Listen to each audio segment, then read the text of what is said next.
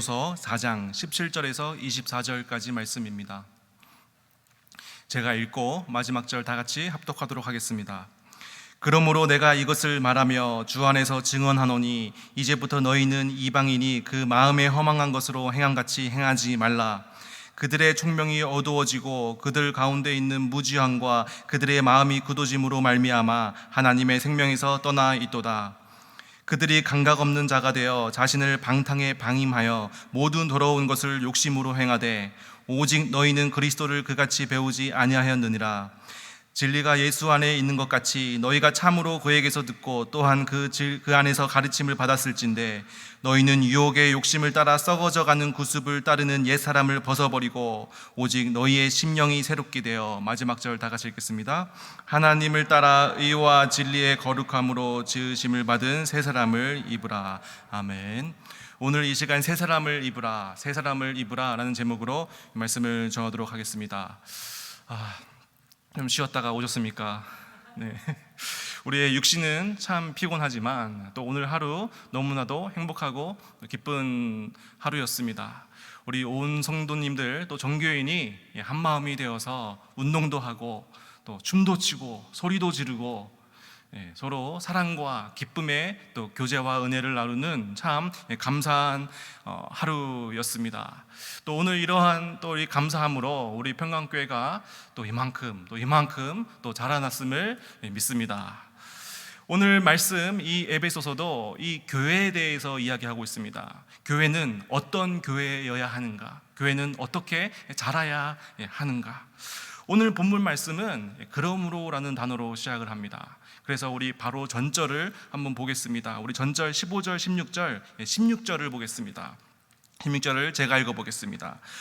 15절 제가 읽어보겠습니다. 오직 사랑 안에서 참된 것을 하여 범사에 그에게까지 자랄지라. 그는 머리니 곧 그리스도라.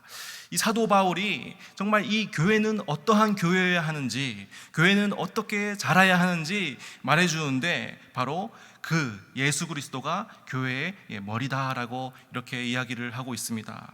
그래서 교회는 모든 것이 예수님으로부터, 예수님을 향한, 예수님을 위한, 예수님에 의한 그러한 교회가 되어야 된다는 것입니다. 교회의 머리가 돈이 되는 순간 교회는 무너지게 됩니다. 교회의 머리가 권력이 되는 순간 교회는 무너지게 됩니다.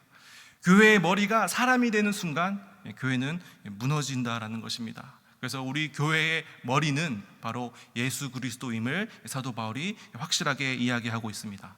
계속해서 16절 다 같이 한번 읽어보겠습니다. 시작. 그에게서 온 몸이 각 마디를 통하여 도움을 받음으로 연결되고 결합되어 각 지체의 분량대로 역사하여 그 몸을 자라게 하며 사랑 안에서 스스로 세우느니라.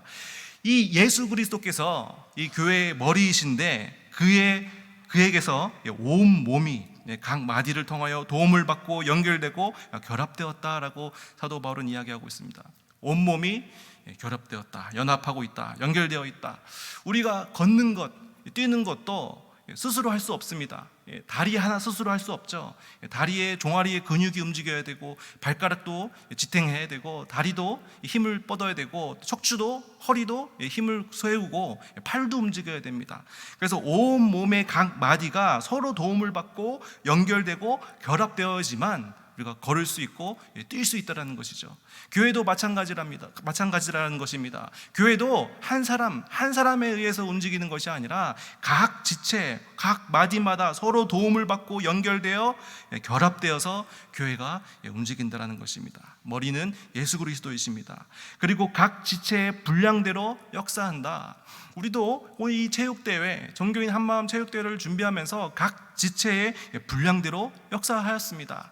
또 이 행사를, 체육대회를 준비한 분도 계시고 또 이 행사를 위해서 뒤에서 기도하시는 분도 계시고 물질로 헌신하시는 분도 계시고 또 이 체육대회를 또 이끄는 분도 계시고 또 저기 주방에서 식당에서 또 우리 식사로 봉사하는 분도 계시고 각자의 분량대로, 각 지체의 분량대로 교회가 서로 연합되고 연결되고 결합되고 서로 도움을 받음으로 교회가 세워진다는 것입니다. 이렇게 교회가 되었을 때 교회가 자라게 된다. 각 지체가 자라게 된다라고 이야기하고 있습니다. 그리고 사랑 안에서 세워진다.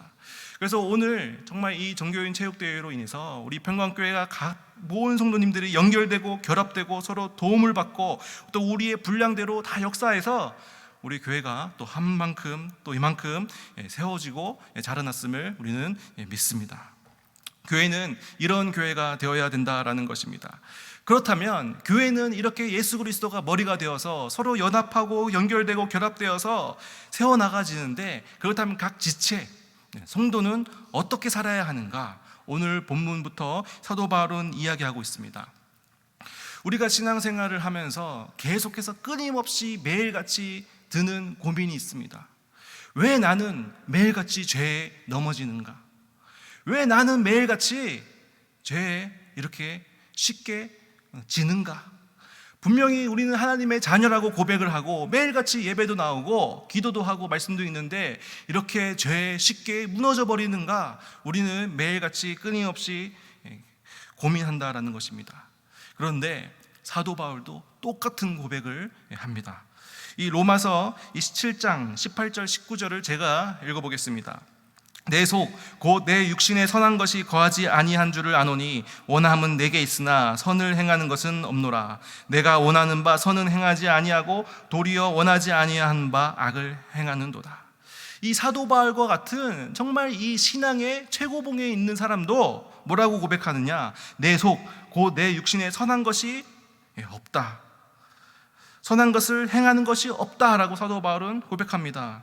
19절에서 계속 고백합니다. 내가 원하는 바 선은 행하지 아니하고 도리어 나는 악을 행하는 존재다라고 사도 바울도 우리와 같이 똑같은 고백을 하고 고민을 하고 있는 모습을 볼 수 있습니다. 이 디모데 전서에 보면 사도 바울은 뭐라고 고백을 하죠?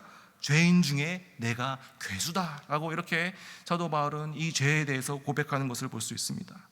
이 로마서는 주 57년에 고린도에서 로마에 있는 교회를 생각하면서 이 사도 바울이 쓴 편지입니다.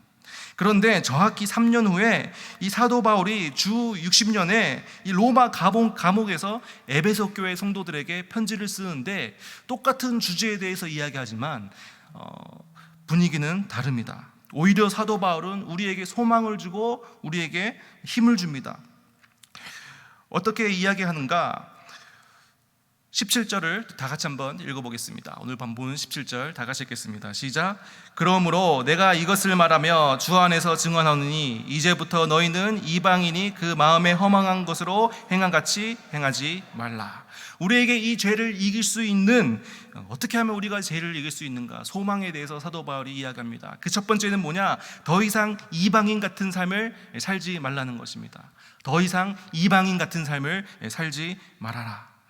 이 이방인의 삶, 이 믿지 않는 사람을 따라가면 안 되는데, 이 이방인들은 어떻게 살아가느냐? 세 가지로 짧게 나눌 수 있습니다. 첫 번째는 마음에 허망한 것으로 행한다라는 것입니다. 이것이 이방인의 특징입니다. 이방인은 마음에 허망한 것으로 행한다. 쓸데없이 아무 의미 없는 이 허망된 것을 쫓아서 살아가는 존재들이 바로 이방인들, 믿지 않는 자들이라는 것입니다. 이 허망하다, 이 사전적 의미가 무엇입니까? 거짓되어 망령됨, 거짓되어서 행동이 비정상적이다. 이 진리이신 예수 그리스도를 믿지 않기 때문에, 예수 그리스도를 부인하기 때문에 거짓되어진 삶입니다. 그리고 행동이 비정상적이라는 것입니다. 우리는 말씀대로 거룩하게 살려고, 정상적으로 살아가려고 몸부림치면서 살아가는 존재지만, 이방인들, 진리를 알지 못하는, 예수님을 믿지 못하는 자들은 거짓되고 비정상적인 죄악에 빠진 삶을 살아간다는 것입니다. 그리고 어이없고 허무한 삶을 삽니다.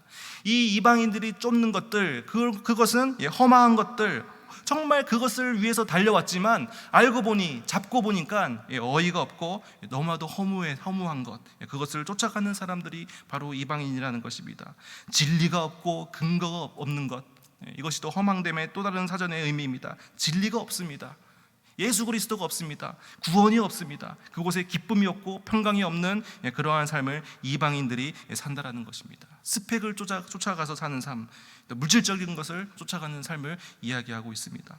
사도 바울의 삶도 그러하지 않았습니까? 사도 바울이 어떤 사람이었습니까? 정말 스펙을 위해서 그것을 바라보면서 쫓아왔던 사람 아니겠습니까? 가말리엘 문화생이었습니다. 그 당시 최고의 학부였습니다. 그 당시 최고의 학부에 들어가고 졸업하기 위해서 얼마나 치열하게 노력하고 공부했겠습니까? 사도 바울은 그 험한 그것을 잡기 위해서 이렇게 노력한 사람이었습니다. 그리고 로마 시민권자였습니다. 그 당시 귀족과 같은 대우를 받던 그 스펙을 쫓던 사람이 바로 사도 바울이었습니다. 그리고 이 가말리엘 문화생에서 졸업하고 사도 바울은 최고의 바리새인이 되었습니다. 이 바리새인도 대단한데 그 최고의 바리새인이 되기까지 얼마나 그 치열하게 그 스펙을 쫓아서 사도 바울은 살았겠습니까? 그리고 이 스데반을 돌로 치는 그 현장 가운데 누구보다도 앞장서서 스데반을 돌로 쳤던 사람, 열심을 가지고 그리스도인을 핍박했던 사람이 사도 바울입니다. 허황된 것을 쫓는 거죠. 성공하기 위해서, 인정받기 위해서.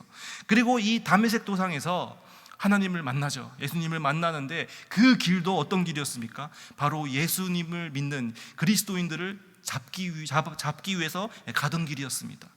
이처럼 이 스펙을 쫓고 그 높은 스펙을 가지고 있었던 이 사도 바울도 뭐라고 고백하느냐? 이것이 다 허망한 것이고 마음에 허망한 것을 쫓지 말라라고 사도 바울은 권면을 합니다.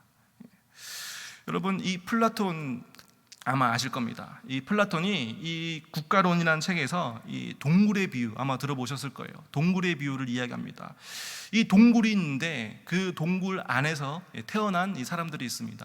뒤에는 불이 있습니다. 그래서 이 동굴 안에서 이 태어난 사람들은 뭘 보느냐, 뭘 보고 사느냐? 벽에 비춰진 그림자만 보고 삽니다.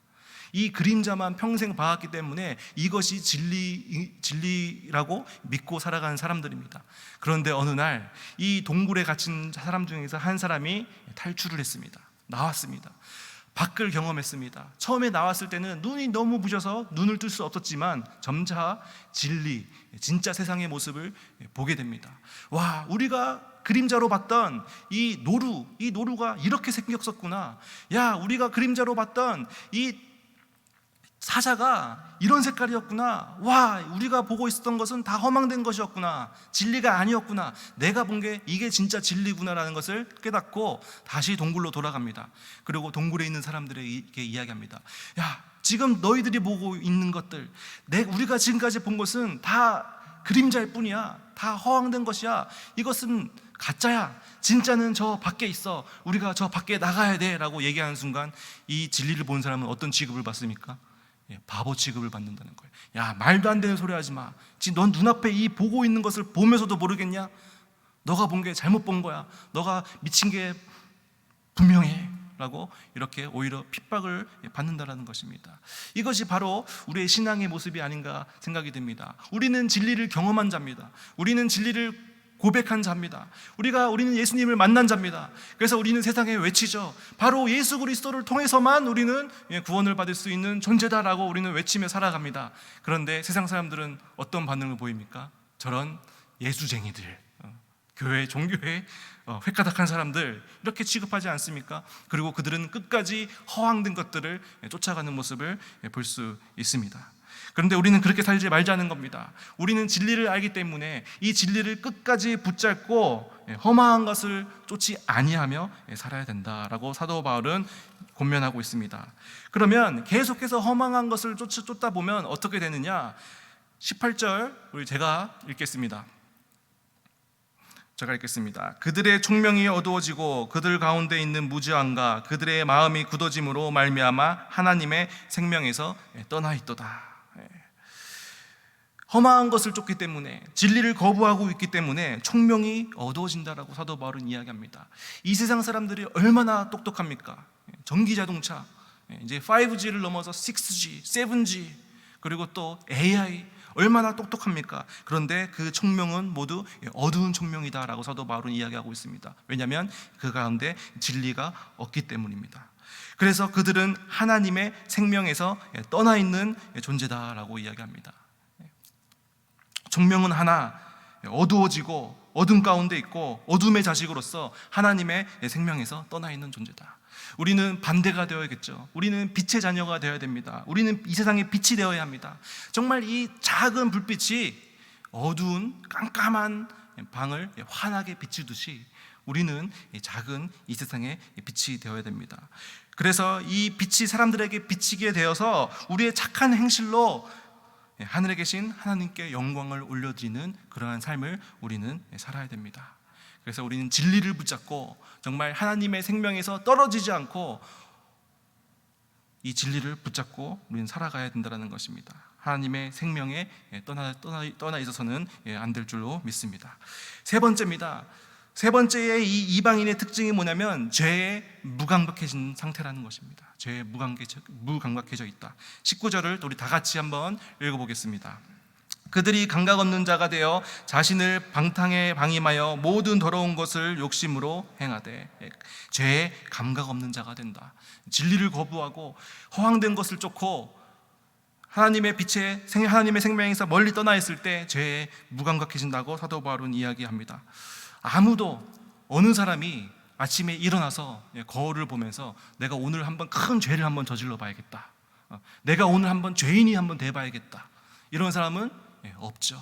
다 정직하고 도덕적으로 살아가려고 노력을 합니다. 믿지 않는 사람들도 다 그렇게 살아갑니다. 하지만 계속해서 마음에 허황된 것을 쫓고 조금씩 점점 이 죄 가운데 빠져든다라는 것입니다.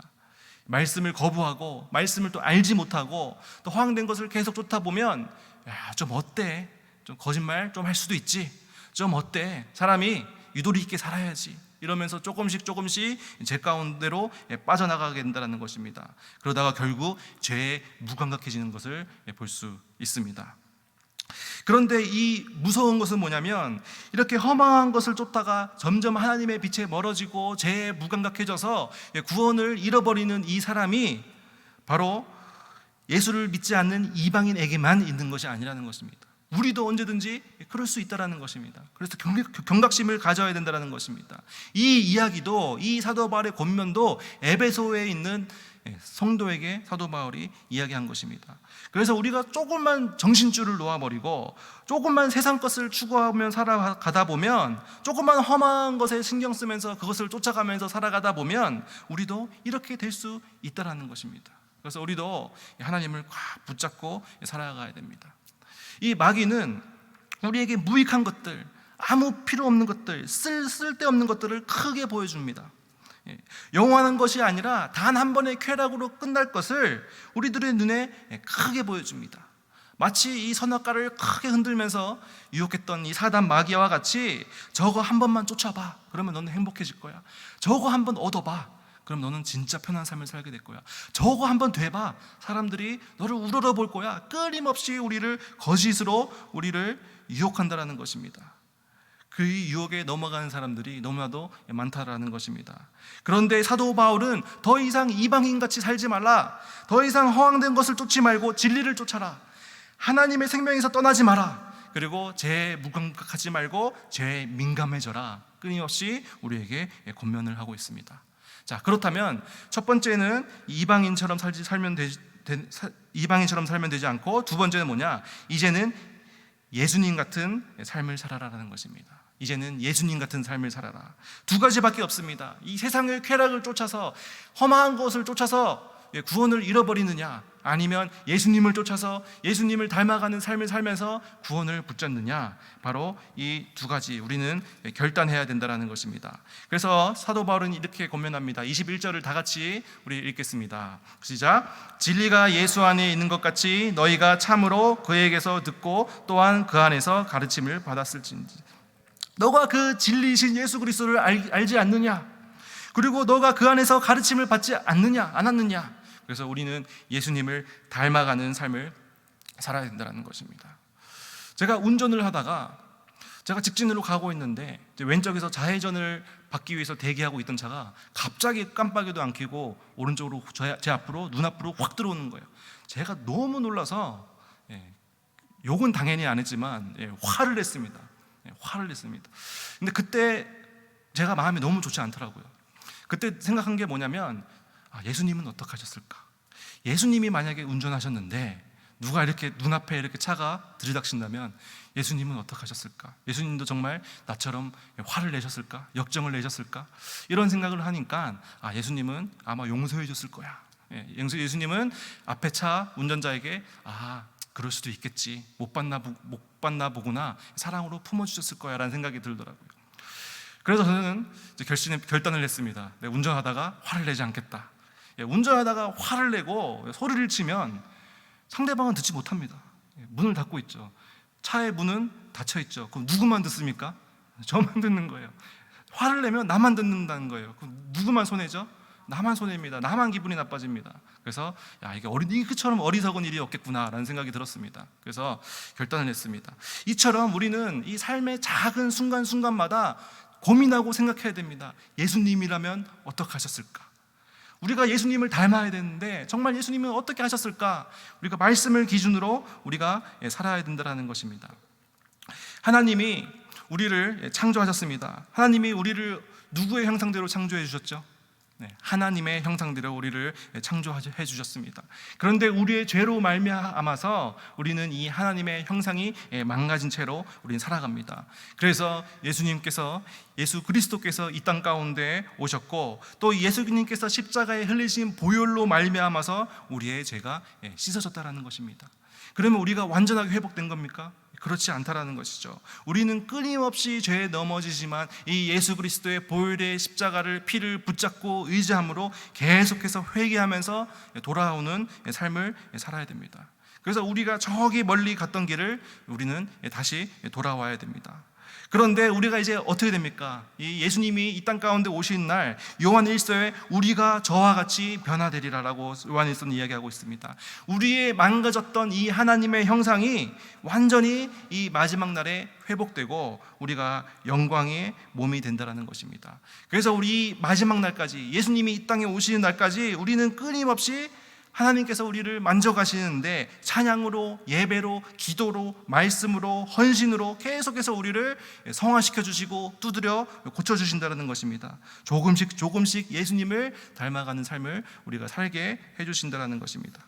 그래서 이 예수님을 닮아가는 것, 이것이 우리의 인생의 목표가 되어야 됩니다. 이 변화라는 단어 헬라어를 보니까 메타몰포시스입니다. 메타몰포시스, 이 변화된다라는 뜻인데, 이 변화는 단순히 외적인 변화를 의미하는 것이 아닙니다. 우리의 심령으로 내적인 변화, 그리고 우리의 겉모습, 외모도 변화되는 것. 그래서 이 전인적인 변화를 바로 메타몰포시스, 바로 이 변화라고 성경은 이야기하고 있습니다. 그런데 이 메타몰포시스라는 단어가 영어로는 뭐냐면 변태하다, 변화하다라는 것입니다. 뭐냐면 누에고치가 나비로 변태를 하죠. 그것의 단어가 바로 똑같은 변화하다, 메타몰포시스입니다. 사진을 한번 가져와 봤습니다. 사진을 보니까 이 애벌레가 누에고치를 벗고 이 나비가 되는 이 세 가지 과정입니다. 처음에는 이 누에고치 안에 있는 이 애벌레가 어떻게 됩니까? 몸부림을 치면서 그 누에고치 딱딱한 그 껍데기를 벗어나서 나오게 됩니다. 그리고 나와서 바로 날아가게 됩니까? 바로 날면 아마 머리가 떨어져서 머리가 깨질지도 모릅니다. 그러면 그 안에서 계속 매달려 있는 겁니다. 오랜 시간 동안 나와서 매달려 있습니다. 그래서 뭘 하겠습니까? 생각을 하는 겁니다. 내가 도대체 누군가? 내가 얼마 전까지는 애벌레였는데 내 등을 보니까 날개가 생겼네. 나는 나비인가? 애벌레인가? 나비인 것 같은데, 끊임없이 생각을 한다는 것이죠. 내적 변화를 겪습니다. 그리고 날개가 온전히 다 마르면 어떻게 됩니까? 드디어 나비가 돼서 훨훨 날아서 꽃에 입맞춤을 하게 된다는 것입니다. 이것이 바로 이 세 단계를 저는 신앙의 세 단계로 오늘 해석을 해봤습니다. 이 신앙의 세 단계, 첫 번째입니다. 22절입니다. 다 같이 읽겠습니다. 시작. 너희는 유혹의 욕심을 따라 썩어져가는 구습을 따르는 옛사람을 벗어버리고. 이 애벌레가 그 딱딱한 누에고치를 뚫고 벗어버리고 나왔듯이 우리도 옛사람의 유혹의 욕심을 따라 썩어져가는 구습을 따르는 옛사람을 벗어버리고 나와야 될 줄을 믿습니다. 우리도 벗어버려야 됩니다. 구습, 옛습관, 옛사람, 유혹의 욕심을 우리도 다 벗어버려야 된다는 것입니다. 그래서 여러분들을 아직도 옥죄고 있는, 여러분들을 나비가 못되게, 하나님의 자녀가 되지 못하게 꽉 붙들고 있는 여러분들의 누에고치가 있습니까? 우리 한번 회개하고 그것을 던져버리는 시간 되었으면 좋겠습니다.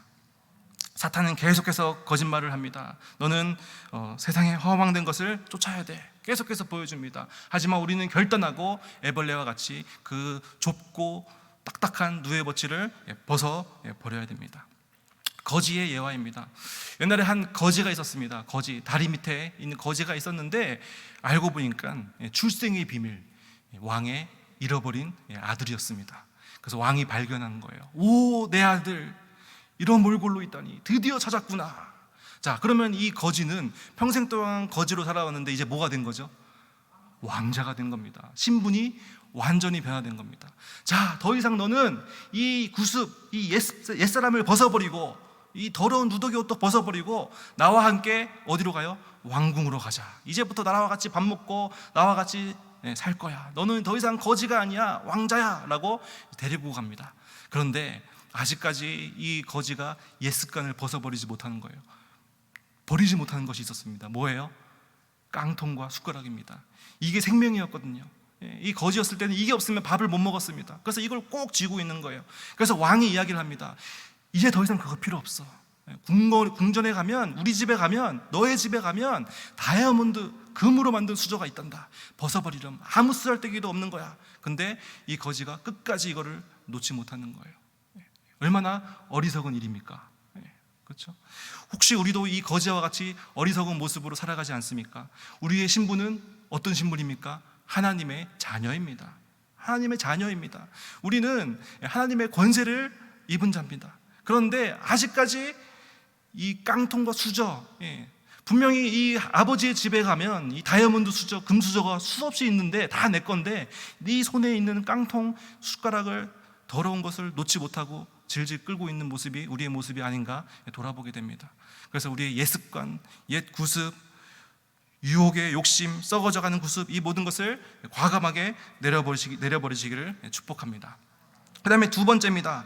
이 누에고치에서 애벌레가 나와서 이제 날개가 마를 때까지 기다릴 때 심령의 변화를 겪습니다. 23절을 제가 읽어보겠습니다. 오직 너희의 심령이 새롭게 되어, 우리의 심령이 새롭게 되어야 됩니다. 우리는 끊임없이 우리의 정체성, 하나님의 자녀임을 계속해서 우리는 또 기억하고 고백하고 믿으면서 살아가야 된다는 것이죠. 고린도후서 5장 17절을 우리 한번 다 같이 읽어보겠습니다. 시작. 그런즉 누구든지 그리스도 안에 있으면 새로운 피조물이라. 이전 것은 지나갔으니 보라 새 것이 되었도다. 이전 것은 지나갔으니 보라 새 것이 될 것이다. 보라 새 것이 될지도 모른다. 보라 새 것이 어쩌면 될지도 모른다. 이렇게 표현했나요? 미래형인가요? 과거형입니다. 보라 새 것이 되었도다. 우리는 하나님의 자녀가 되었다라는 것입니다. 그렇기 때문에 더 이상 이 거지와 같이 찾고 있을 필요가 없는 거예요. 다 내려놓고 누구만 바라보면 되는 겁니까? 누구만 따라가면 되는 겁니까? 왕, 우리의 주인 되신 하나님만 따라가면 되는 겁니다. 알아서 입혀주고, 알아서 씻겨주고, 알아서 먹여주고 행복하게 살 수 있다는 것입니다. 그래서 우리는 새 것이 되었다, 하나님의 자녀다, 이러한 정체성을 우리는 붙잡고 살아야 됩니다. 나는 더 이상 죄의 노예가 아니다. 이 궁전에 들어간 이 거지가 이제 다시 그 더러운 그 다리 밑 천막으로 들어가겠습니까? 절대 들어가지 않죠.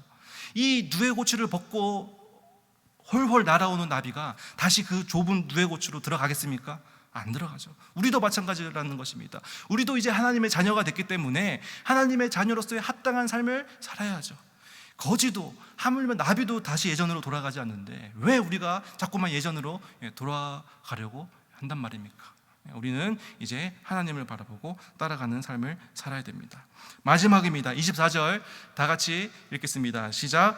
하나님을 따라 의와 진리의 거룩함으로 지으심을 받은 새 사람을 입으라. 의와 진리, 바로 예수 그리스도의 거룩함을 입은 새 사람을 입으며 우리는 나비와 같이 훨훨 나는 하나님의 자녀로서 살아야 된다는 것입니다. 바로 우리 삶의 우리 인생의 기준이 말씀이 되어야 됩니다. 말씀을 읽고 순종하는 삶을 살아야 됩니다. 말씀이 하라고 하면 우리는 목숨 걸고 하는 거고, 말씀이 하지 말라 그러면 우리는 모든 사람들이 다 그것이 옳다고 하더라도 그것을 거부할 수 있는 결단이 있어야 됩니다. 말씀을 기준으로 우리는 새 사람을 잊고 사는 그런 존재가 되어야 된다는 것입니다. 예수님을 닮아가는 삶, 예수님은 어떻게 하셨을까? 우리 삶의 순간순간마다 예수님을 떠올리며 말씀을 떠올리며 새 사람을 잊고 교회를 헌신하고 교회를 사랑하고 지체들을 품고 사랑하며 살아가는 여러분들 되시기를 축복합니다. 기도하겠습니다.